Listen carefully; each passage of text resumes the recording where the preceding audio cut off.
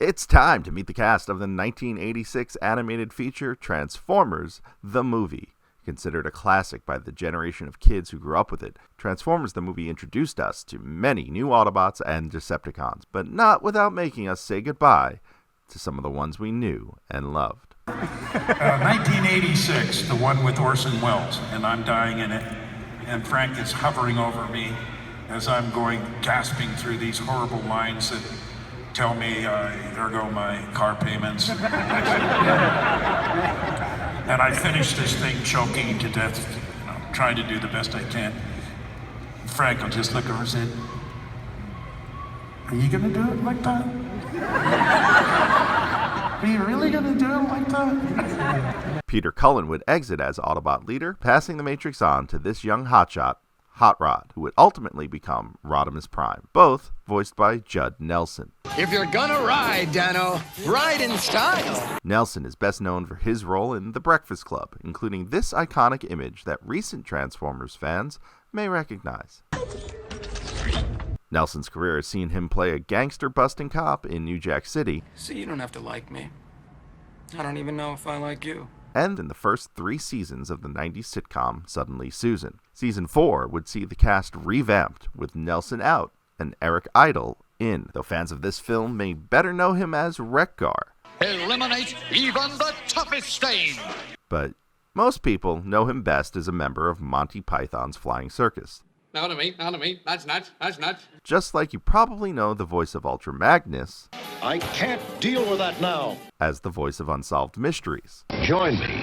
Perhaps you may be able to help solve a mystery. But Robert Stack made a name for himself as Elliot Ness in the TV show The Untouchables. If I knew how he needled his beer, I could put him away for a long time. Fighting crime in the age of Prohibition, numerous criminals would not escape the long arm of the law, such as this guy.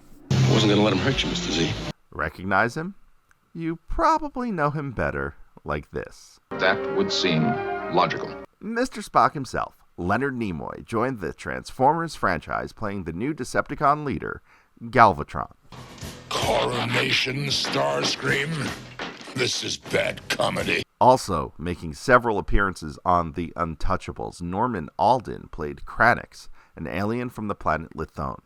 In commercials, Alden played a mechanic for AC Delco Auto Parts and was Lou, the diner owner in Back to the Future. Tab, I can't give you a tab unless you order something. Right, give me a Pepsi free. You want a Pepsi, pal? You're gonna pay for it.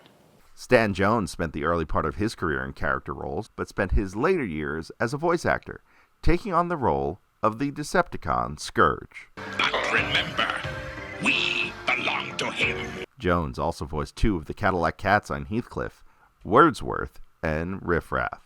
Let's forget the cleaning and go find some food. Jones would go on to voice Scourge into Season 3.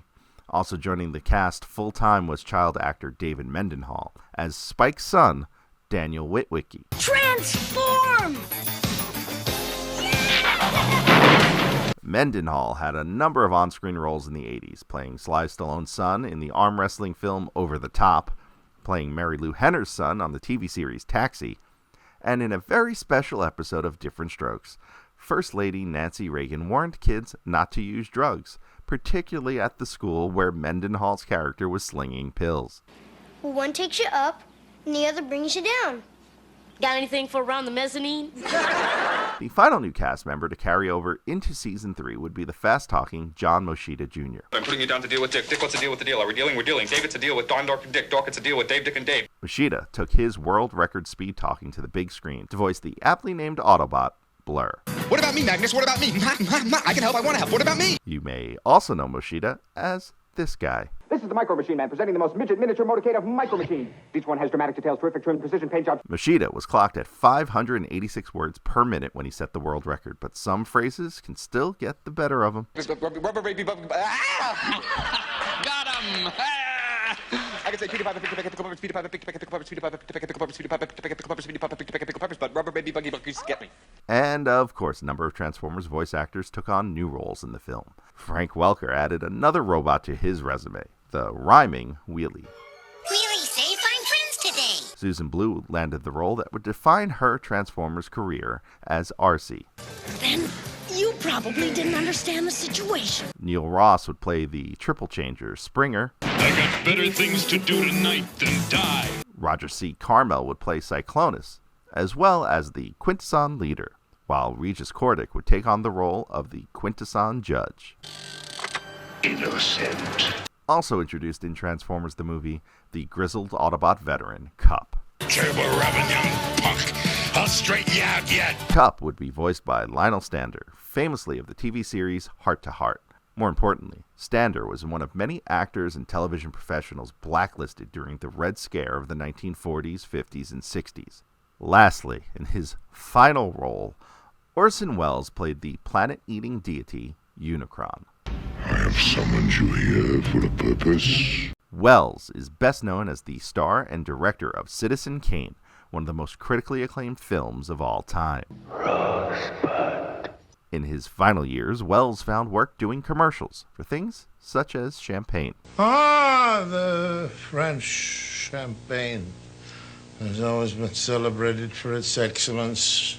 A line of work where Welles earned a reputation for being a bit difficult.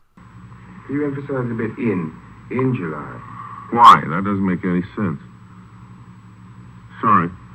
There's no known way of saying an English sentence in which you begin a sentence with in and emphasize it. Get me a jury and show me how you can say in July, and I'll go down on you. This particular ad for Snow Peas was even spoofed by two of the greats. Can you emphasize a bit in July? Why? That doesn't make any sense. Sorry. There's no known way of saying an English sentence in which you begin a sentence with in and emphasize it. Get me a jury and show me how you can say in July, and I'll make cheese for you. And you don't have to wait to be in July for more Transformers University. Go back and check out our previous Meet the Cast episodes on this YouTube channel, as well as our podcast all year long. I am your host, Anthony Bricali, owner-operator, madman behind TFU.INFO. Until next time, see ya.